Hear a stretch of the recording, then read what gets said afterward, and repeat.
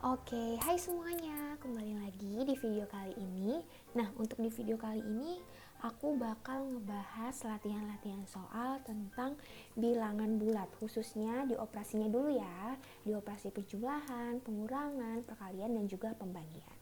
Nah, sekarang kita langsung masuk aja ke soal nomor 1. Nah, dimana soal nomor 1 ini bunyi soalnya adalah perhatikan beberapa pengerjaan hitungan bilangan berikut. Nah, dimana untuk nomor 1 itu ada negatif 24 ditambah negatif 21 ditambah 23 hasilnya adalah M. Kemudian yang kedua itu 12 ditambah negatif 7 ditambah negatif 19 sama dengan N. Yang ketiga negatif 32 ditambah 28 ditambah negatif 29 sama dengan P. Dan yang terakhir 20 ditambah negatif 17 ditambah 15 sama dengan Q. Nah, yang ditanyakan dari soal ini adalah urutan hasil pengerjaan hitung bilangan bulat dari yang terkecil adalah. Nah, sekarang kita langsung masuk aja kerjain soal yang nomor 1. Nah, dimana kita cari dulu ya masing-masing nilai dari M, N, P, dan juga Q-nya. Nanti kalau sudah ketemu hasil dari operasinya baru bisa langsung kita urutin aja. Nah, sekarang dari yang nomor 1 dulu, dimana nomor 1 itu ada negatif 24 ditambah negatif 21 ditambah 23. Nah, sekarang kita cari dulu nih hasil pengerjaannya. Dimana di sini operasinya udah berbentuk sederhana atau belum, guys? Jawabannya adalah belum, karena di sini ada operasi kurung. Nah, dimana alangkah lebih baiknya kalau misalkan ada operasi penjumlahan kemudian ada kurung seperti ini, kita sederhanain aja, kita hilangin kurungnya. Nah, dengan cara gimana? Dengan cara seperti ini. Di sini kita punya ada negatif 24 ditambah ada operasi penjumlahan. Kemudian ada kurung, kemudian kita ketemu nih sama negatif 21. Nah, dimana kurung itu kalau dalam operasi dia itu sebagai kali.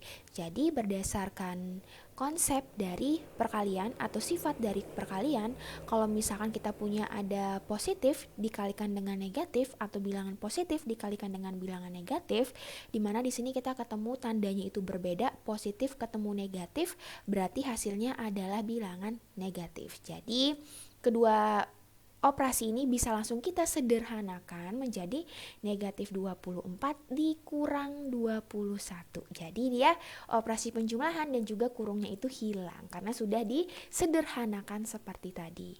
Kemudian kita jumlahkan dengan 23. Jadinya adalah kita punya negatif 24 kemudian dikurang 21.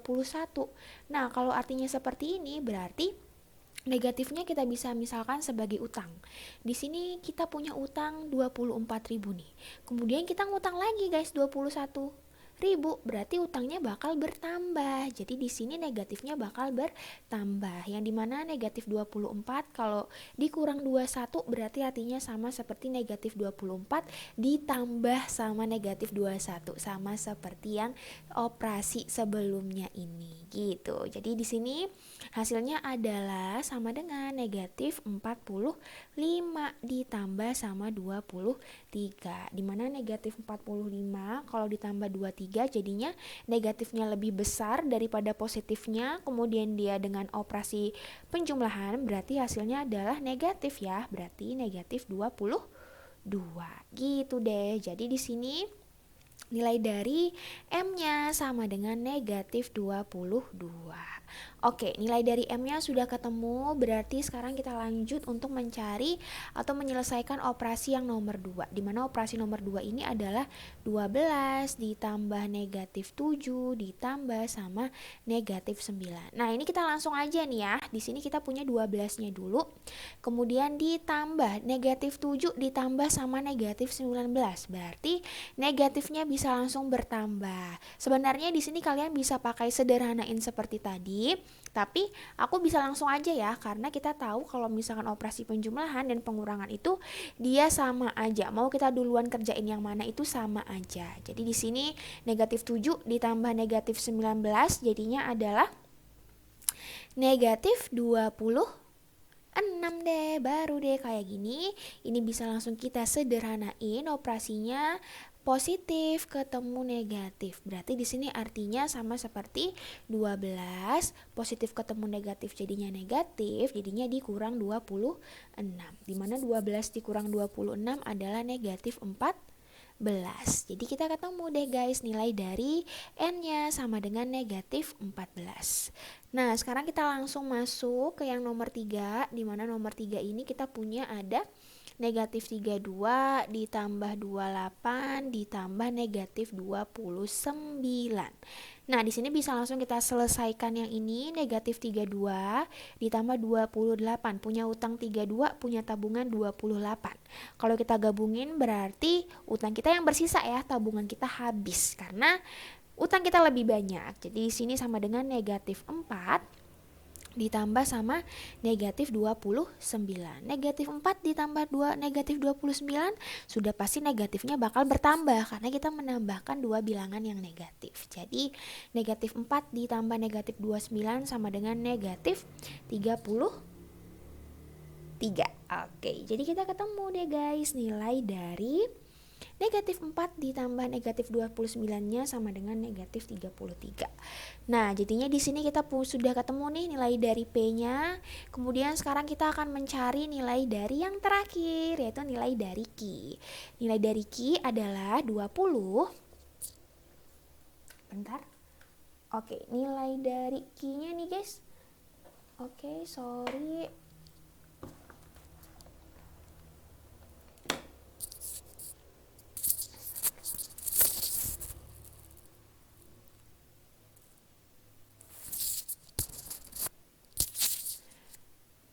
20 ditambah minus 17 ditambah 15. Nah, sekarang nih guys, kita punya atau kita langsung bisa jumlahin aja atau bisa langsung kita sederhanain juga boleh. Di sini kamu sederhanain aja, aku sederhanain. Di sini kita punya ada positif ketemu negatif. Seperti biasa kalau kita sederhanain jadinya 20 dikurang 17 ditambah 15. 20 dikurang 17 adalah 3 ditambah 15. Jadi 3 tambah 15 adalah 18. Jadi yang ini adalah nilai dari Q-nya. Nah, kalau kita urutin, dimana di sini kita punya ada M-nya ini sama dengan negatif 22, kemudian N-nya ini sama dengan negatif 14, P-nya ini sama dengan minus 33, dan Q-nya ini sama dengan 18. Dimana kita tahu sudah pasti di sini yang paling kecil itu adalah bilangan yang negatif. Tapi di sini perlu kita perhatikan, di sini kita punya negatifnya ada negatif 22, kemudian ada negatif 14 sama ada negatif 33. Nah, dimana kalau bilangan negatif itu semakin angkanya besar, dia bakal nilainya itu semakin kecil ya. Angkanya besar tapi nilainya semakin kecil, itu khusus berlaku untuk yang bilangan negatif guys. Jadi di sini sudah pasti yang paling kecil itu adalah yang minus 33, kemudian minus 22, minus 14, dan yang paling besar sudah pasti yang bilangan positif yaitu 18. Jadi urutannya dari yang terkecil ke terbesar adalah yang P, kemudian yang M, yang N, dan yang Q. Oke, itu untuk nomor 1. Nah, sekarang kita lanjut guys ke soal nomor 2, dimana soal nomor 2 ini suhu udara di kota A adalah 27 derajat Celcius dan suhu di kota B adalah 12 derajat Celcius. Jika 2 jam yang akan datang, di sini ada tipe, yang akan datang diprediksikan suhu di kota A akan turun 5 derajat Celcius dan suhu di kota B naik 2 derajat Celcius. Perbedaan suhu kedua kota tersebut 2 jam yang akan datang adalah. Nah, pertama-tama di sini kita fokus dulu mengerjakan apa aja sih yang bisa kita ketahui dari soalnya. Di sini kita punya ada kota A, kemudian kita punya ada kota B. Nah, kita tahu guys, kalau kota A itu suhunya berapa? Suhunya adalah 27 derajat Celcius, sedangkan kota B itu adalah 12 derajat Celcius. Nah, jika 2 jam yang akan datang diprediksikan suhu di kota A akan turun. Nah, di sini clue-nya ada di kata turun. Ingat, kalau turun itu berarti dia berkorelasi, dia itu sama kayak bilangan negatif. Negatif itu turun ke bawah, terus berkurang, berarti dia itu akan operasinya itu adalah pengurangan atau dia negatif. Berarti di sini nanti dia akan turun 5 derajat Celcius, berarti dia bakal kurang 5 derajat Celcius. Kemudian yang kedua adalah dan suhu di kota B-nya Nah, oh ya sorry nih, suhu di kota A itu udaranya negatif 27 guys. Di sini Kamaya negatifnya kurang karena kurangnya dia di sini ya, nggak di sini, nggak di sebelahnya. Oke, dan suhu di kota B itu dia naik 2 derajat Celcius. Berarti kalau naik sudah pasti dia operasinya adalah penjumlahan. Berarti dia bakal ditambah 2 derajat Celcius. Jadi di sini kita bisa langsung cari aja. Dimana kalau kita ingin mencari suhu di kota A pada 2 jam yang akan mendatang, berarti tinggal negatif 27 dikurang 5 sama dengan negatif 32 derajat Celcius. Kemudian sekarang untuk kota B-nya berarti suhunya adalah, sorry ini harusnya nggak ada derajatnya. Kalau untuk B-nya berarti sama dengan 12 ditambah sama 2. Berarti sama dengan 14 derajat Celcius. Tapi yang ditanyakan bukan ini guys. Yang ditanyakan adalah perbedaan. Perbedaan suhu kedua kota tersebut 2 jam yang akan datang. Kalau kita ditanya perbedaan atau selisih, berarti di sini harus ada yang kita kurangi. Nah, caranya adalah karena perbedaan itu atau selisih itu dia dalam bentuk bilangan positif. Nah, gimana di sini bisa langsung kita kurangi aja yang besar kurangin yang kecil.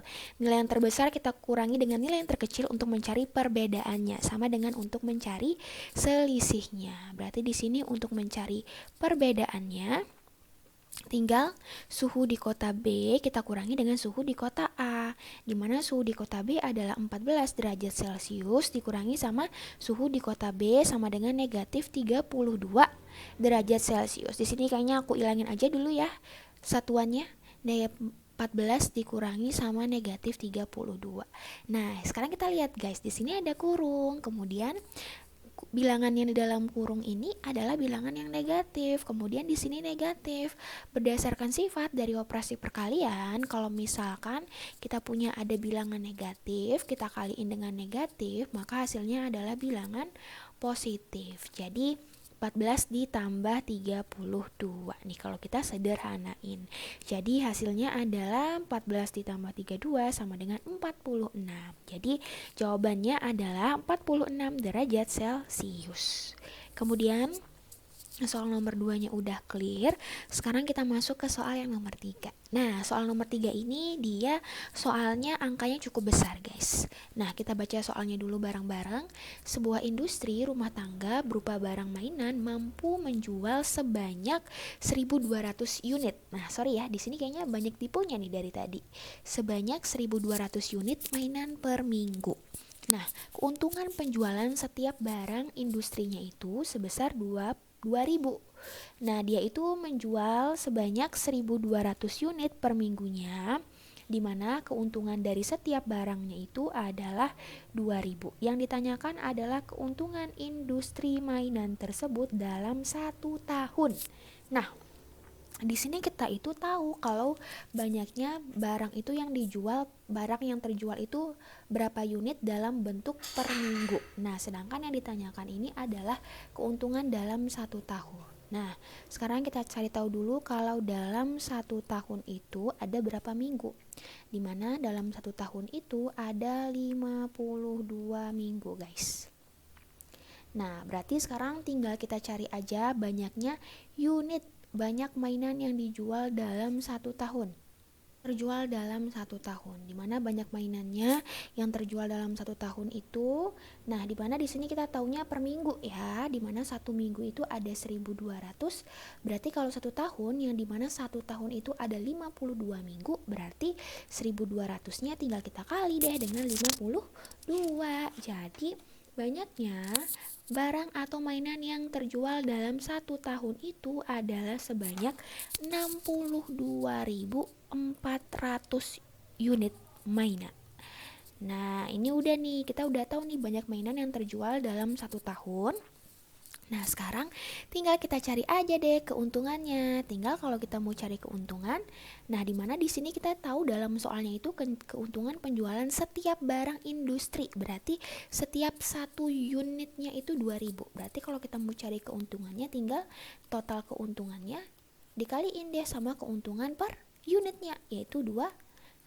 Dimana keuntungannya adalah sebesar 124.800.000 rupiah. Oke, jadi keuntungan industri mainan tersebut dalam 1 tahun adalah Rp124.800.000. Nah, sekarang ini soalnya udah clear nih yang nomor 3 guys. Sekarang kita lanjut ke soal yang nomor 4. Nah, soal nomor 4 ini kita ketemu sama Pak Sojun. Asik. Pak Sojun membeli 2 potong bambu nih. Nah, di sini ada bambu A, kemudian di sini ada bambu B. Bambu A itu terdiri atas 5 ruas. Kita buat aja ya bambunya ya, langsung. Sorry ya kalau misalkan gambarnya itu agak kurang bagus, maafkan banget guys. Nah, ini kita misalkan bambunya itu terdiri dari 5 ruas. Aku buat ruasnya ada 1, 2, 3, 4. Ini kurang berarti nih. Kita tambah lagi ya. Hilang deh, maaf deh. Bentar ya guys ya.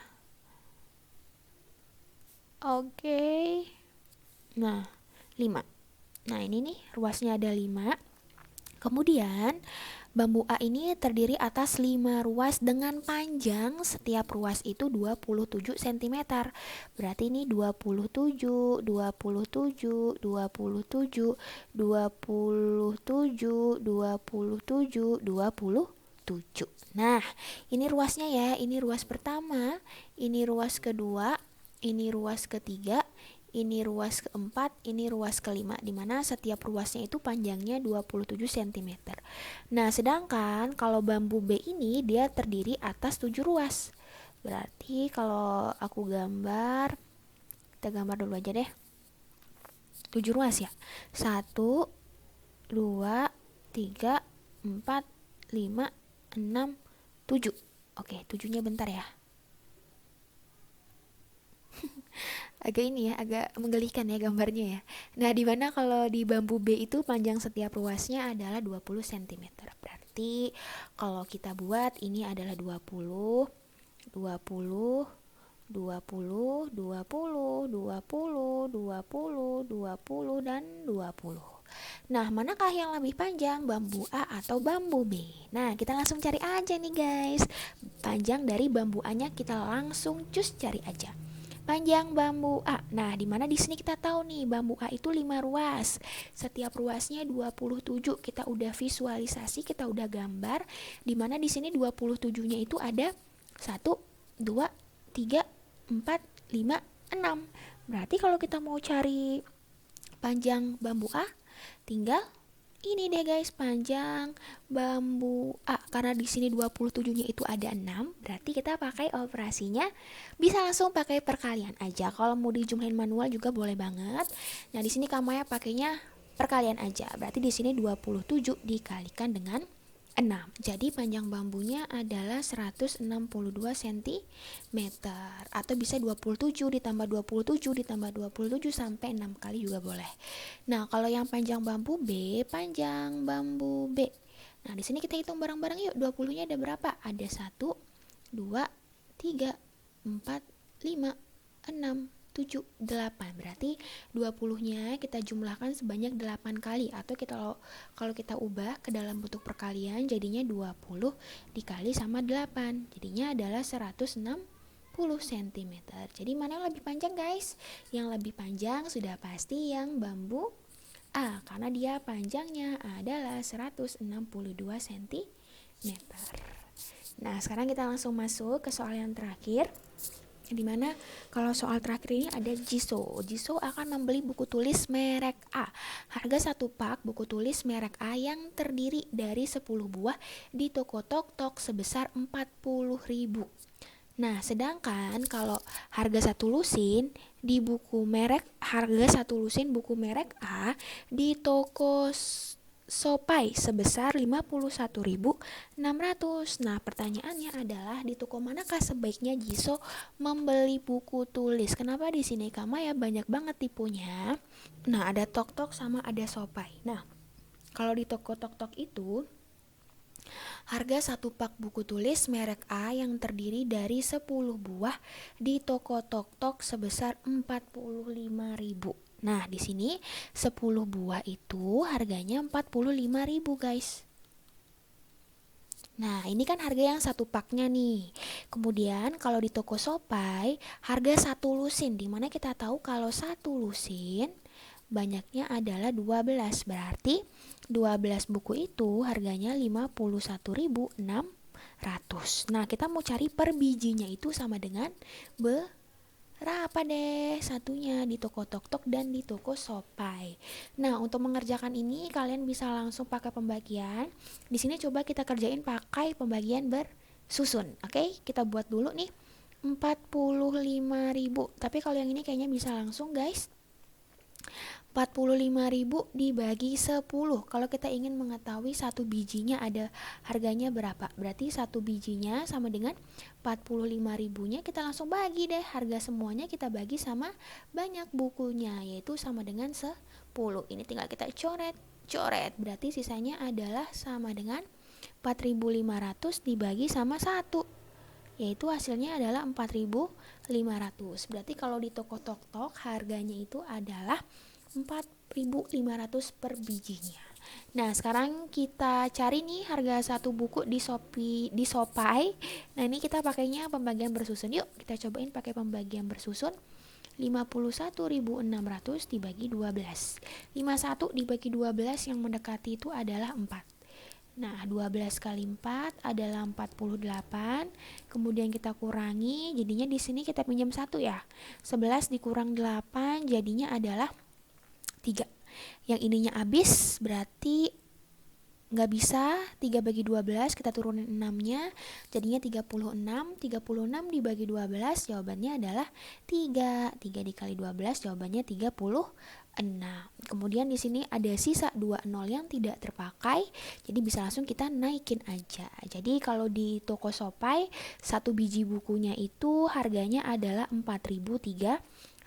Jadi jawabannya di toko manakah? Sebaiknya Jisoo membeli buku tulis. Berarti sebaiknya di Shopee, karena kalau di Shopee itu dia lebih murah, Rp200. Oke, segitu ya dari aku. Sampai ketemu di video selanjutnya. Dah.